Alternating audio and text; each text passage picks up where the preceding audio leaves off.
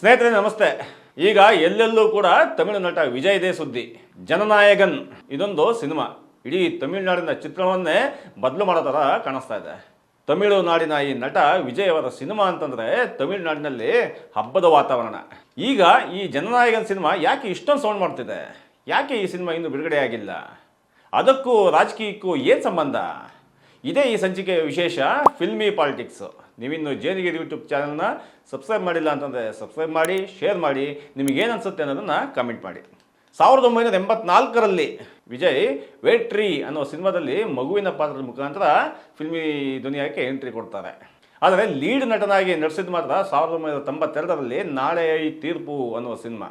ಆದರೆ ವಿಜಯ್ಗೆ ಇನ್ನೂ ಕೂಡ ಗೆಲುವು ದಕ್ಕಿತ್ತಿಲ್ಲ. ಆದರೆ ವಿಜಯ್ಗೆ ರೊಮ್ಯಾಂಟಿಕ್ ಹೀರೋ ಅನ್ನುವ ಖ್ಯಾತಿ ತಂದುಕೊಟ್ಟ ಸಿನಿಮಾ ಪೂವೆ ಉನ್ನಕ್ಕಾಗಿ. ಅದು ಬಂದಿದ್ದು 1996ರಲ್ಲಿ.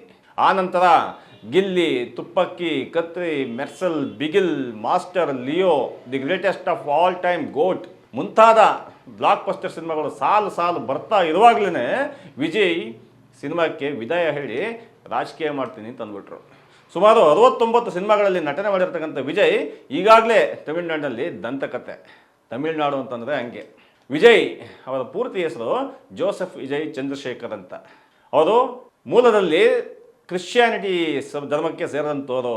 ಆದರೆ ಕ್ರಿಶ್ಚಿಯನ್ ಅನ್ನುವುದನ್ನು ಕೂಡ ಲೆಕ್ಕಿಸದೆ ತಮಿಳುನಾಡಿನ ಜನ ಅಲ್ಲಿಯ ದ್ರಾವಿಡ ಸಮುದಾಯಕ್ಕೆ ಸೇರಿದನು ವಿಜಯ್ ಅನ್ನೋ ಥರದಲ್ಲಿ ತಲೆ ಮೇಲೆ ಹೊತ್ತು ಮೆರೆಸ್ತಾರೆ.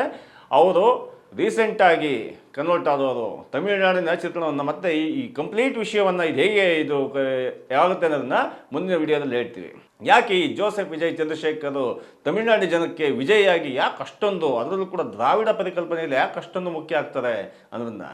ಈ ಜನನಾಯಕನ್ ತಮ್ಮ ಕೊನೆಯ ಚಿತ್ರ, ಜನನಾಯಕನ್ ಸಿನಿಮಾ ಇದೆಯಲ್ಲ, ಇದು ಅವರ ಕೊನೆಯ ಚಿತ್ರ ಅಂತೇಳಿ ಅನೌನ್ಸ್ ಮಾಡಿ ರಾಜಕೀಯಕ್ಕೆ ಬಂದಾದಮೇಲೆ ಅವರ ವರ್ಷನೇ ಬದಲಾಗೋಗಿದೆ. ತಮಿಳುನಾಡಿನ ಜನ ಅವರನ್ನು ನೋಡೋ ರೀತಿಯೇ ಚೇಂಜ್ ಆಗೋಗಿದೆ. ಜನನಾಯಕನ್ ಅಂತಂದರೆ ಪೀಪಲ್ಸ್ ಲೀಡರ್. ಈ ಸಿನಿಮಾ ಹೇಳಬೇಕು ಅಂತಂದರೆ 2025ರಲ್ಲೇ ಬಿಡುಗಡೆ ಆಗಬೇಕಾಗಿತ್ತು. ಯಾಕೆ ಬಿಡುಗಡೆ ಆಗಿಲ್ಲ ಅಂತಂದರೆ ಸೆನ್ಸಾರ್ ಅನುಮತಿ ಸಿಗದ ಕಾರಣಕ್ಕೆ. ಇನ್ನೂ ಜನನಾಯಕನ್ನು ಬಿಡುಗಡೆ ಆಗೇ ಇಲ್ಲ. ಸೆನ್ಸಾರ್ ಸಿಗದ ಕಾರಣಕ್ಕೆ, ಅದು ವಿಜಯ್ ಅಂತ ಸ್ಟಾರ್ ನಟನ ಸಿನಿಮಾಕ್ಕೆ ಸೆನ್ಸಾರ್ ಇಲ್ಲದೇ ರಿಲೀಸ್ಗೆ ಹೋಗ್ತಾ ಇದ್ದಾರೆ. ಹೌದು, ಬಹುತೇಕ ಎಲ್ಲ ಸ್ಟಾರ್ ನಟರು ಕೂಡ ಸೆನ್ಸಾರ್ಗಿಂತ ಮುಂಚೆನೇ ತಮ್ಮ ಸಿನಿಮಾಗಳು ಇಂಥ ದಿನಗಳು ರಿಲೀಸ್ ಆಗುತ್ತೆ ಅಂತ ಅನೌನ್ಸ್ ಮಾಡೋದು ಹೊಸ ಸಂಗತಿ ಏನಲ್ಲ.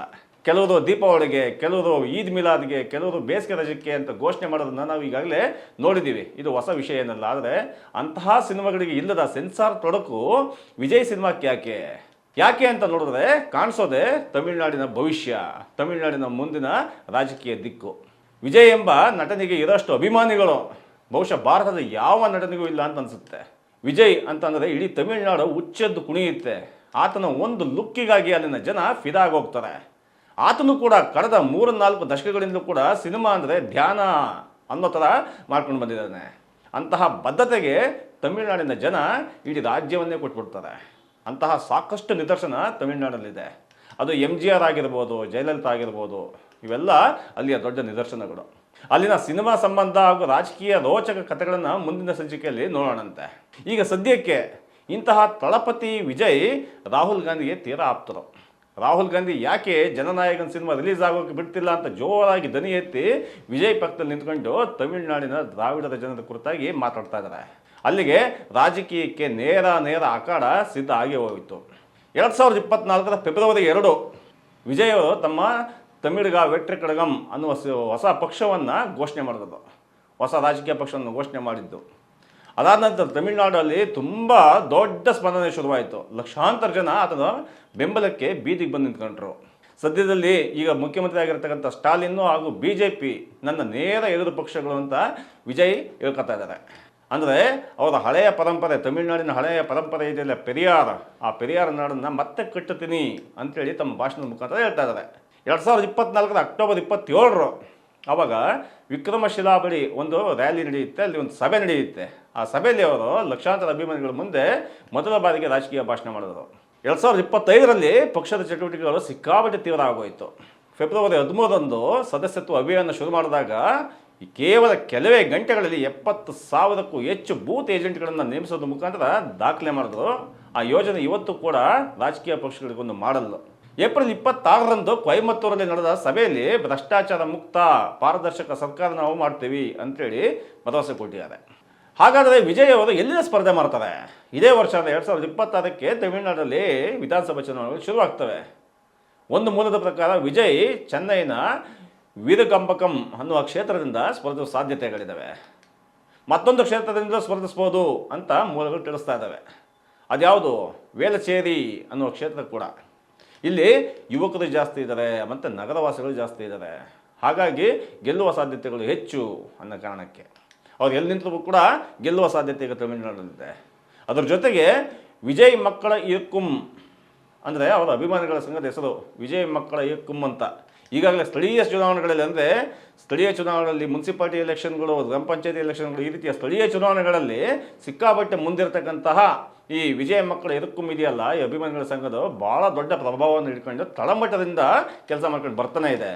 2025 ಸೆಪ್ಟೆಂಬರ್ದಲ್ಲಿ ಒಂದು ಘಟನೆ ನಡೀತು, ನಿಮಗೆ ನೆನಪಿರಬೇಕು.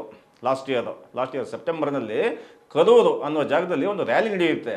ಆ ರ್ಯಾಲಿ ನಡೆದಾಗ 41 ಜನ ಅಲ್ಲಿ ಆ ಕಾಲ್ತುಳಿತಕ್ಕೆ ಸಿಕ್ಕಿ ಸತ್ತೋಗ್ತಾರೆ. ಇದು ಆ ಕಾರ್ಯಕ್ರಮಕ್ಕೆ ವಿಜಯ್ ಅವರು 6 ಗಂಟೆ ತಡವಾಗಿ ಬರ್ತಾರೆ. 6 ಗಂಟೆ ತಡವಾಗಿ ಬಂದ ಕಾರಣಕ್ಕೋಸ್ಕರ 41 ಜನ ಜೀವ ಕಳ್ಕೋಬೇಕಾಯಿತು. ಈ ಥರ ಎಲ್ಲ BJP ಪಕ್ಷ ಸೇರಿದಂತೆ ಎಲ್ಲವೂ ಕೂಡ ಬಿಂಬಿಸೋದಕ್ಕೆ ಶುರುವಾದಾಗ ವಿಜಯ್ ಏನು ಮಾಡ್ತಾರೆ, ಆ 41 ಜನಗಳ ಮನೆಗೆ ಹೋಗಿ ಖುದ್ದು ಭೇಟಿ ಮಾಡಿ ಅವರಿಗೆ ಸಮಾಧಾನ ಮಾಡೋದ್ರ ಮುಖಾಂತರ ಇದು ನನ್ನ ಮುಂದೆ ಮಾಡ್ತಿರ್ತಕ್ಕಂಥ ಪಿತೂರಿ, ಇದಕ್ಕೆ ನಾನು ಜನಗಳ ಜೊತೆ ನಿಂತ್ಕೊಂಡೇನೆ, ಜನಗಳೇ ಅದನ್ನು ಭೇದಿಸ್ತಾರೆ, ಅದೇನು ಪಿತೂರಿ ಮಾಡಿದ್ರು ಅಂತೇಳಿ ಘೋಷಿಸಿದ ಮೇಲೆ ವಿಜಯ್ ಇನ್ನೂ ಜನಗಳಿಗೆ ಹತ್ರ ಆಗ್ತಾ ಹೋದ್ರು.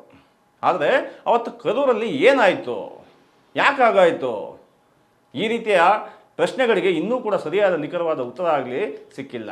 ತನಿಖೆಗಳಾಗಲಿ ವರದಿಗಳಾಗಲಿ ಬಂದಿಲ್ಲ. ಅಂದರೆ ಏನರ್ಥ?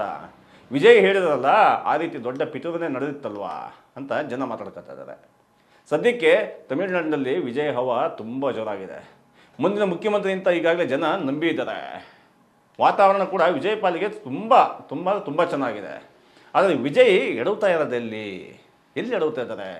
ತಮಿಳುನಾಡಿನ ಇತಿಹಾಸದಲ್ಲಿ ಸಿನಿಮಾ ಹಾಗೂ ರಾಜಕೀಯದಿಂದ ವಿಜಯ್ ಕಲಿತಕ್ಕಂಥ ಪಾಠಗಳಿದ್ದು ಅದು ಯಾವ ಕಲಿದೇ ಇರತಕ್ಕಂಥ ಪಾಠಗಳು, ವಿಜಯ್ ಕಲಿದೇ ಇರತಕ್ಕಂಥ ಯಾವ ಪಾಠಗಳು ಅನ್ನೋದನ್ನು ಮುಂದಿನ ಎಪಿಸೋಡ್ನಲ್ಲಿ ಹೇಳ್ತೀವಿ. ಧನ್ಯವಾದಗಳು.